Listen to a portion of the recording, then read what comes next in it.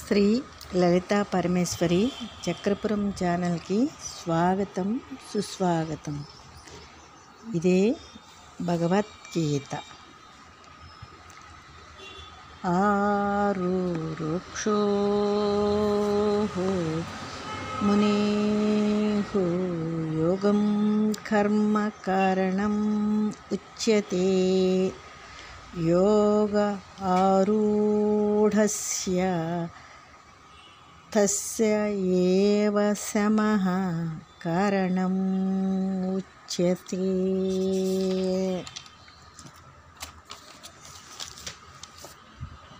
అర్జున, సాధన కర్మ ద్వారా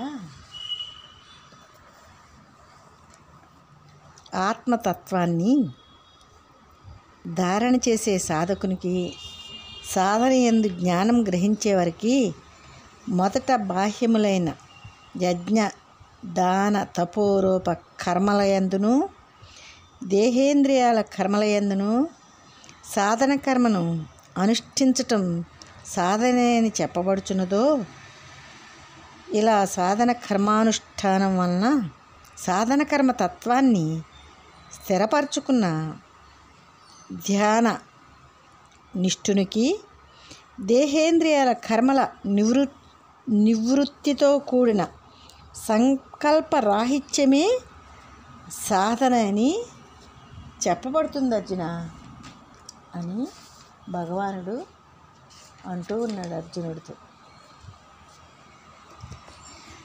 యదా హి నా ఇంద్రియ అర్థేషు కర్మసు అనుషజ్జతే సర్వసంకల్ప సన్యాసి యోగ ఆరూఢః తథా ఉచ్యతే.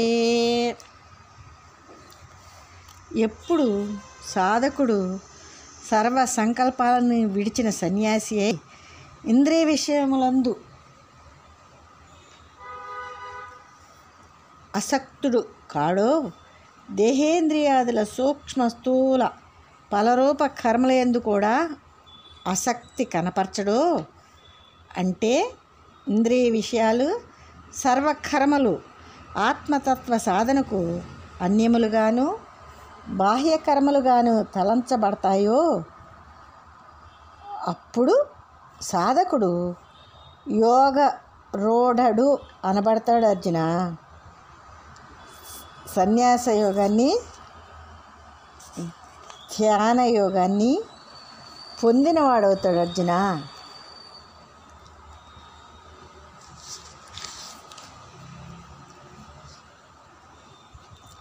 ఉద్ధరేత్ ఆత్మానం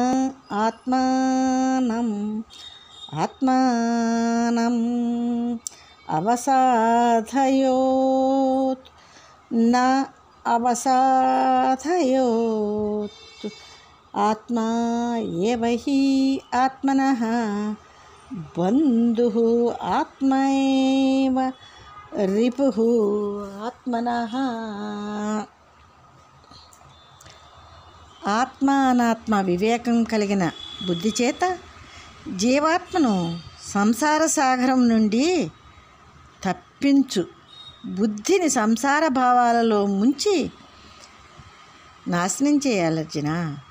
వివేకయుతమైన బుద్ధియే జీవాత్మకు ముక్తి మార్గాన్ని ఏర్పరుస్తుంది.